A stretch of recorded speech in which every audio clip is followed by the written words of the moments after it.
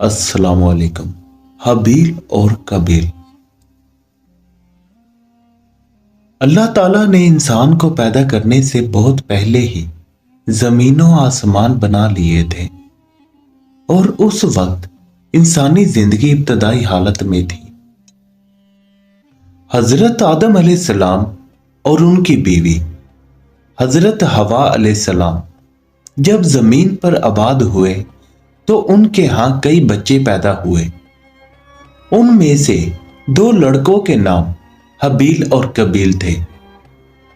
काबील उम्र में बड़ा था, वो किसान था और फसलें उगाता था। हाबील एक चरवाहा था और भेड़ बकरियां पालता था। हाबील नेक नौजवान था जबकि काबील जालिम था। वहां एक खातून थी। दोनों भाई चाहते थे कि उस खातून से उनकी शादी हो जाए। इस तरह झगड़ा शुरू हो गया। उनके वालिद हजरत आदम अलैहिस्सलाम ने कहा कि दोनों अल्लाह ताला को अपनी अपनी कुर्बानी पेश करें। जिसकी कुर्बानी कबूल हो गई उसकी शादी उस खातून से हो जाएगी।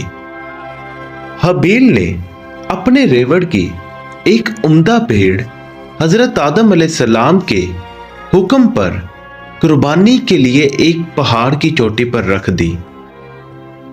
दूसरी तरफ उसके भाई काबील ने भी हजरत आदम अलैहिस्सलाम के हुक्म पर अपनी फसल के अनाज को उसी पहाड़ की चोटी पर रख दिया और तमाम लोग इकट्ठे होकर इंतजार करने लगे कि किसकी कुर्बानी कबूल होती है। थोड़ी ही देर बाद अचानक आसमान से एक आग आई जिसने हाबील की बकरी को जला डाला। काबील के अनाज का ढेर वैसे ही पड़ा रहा।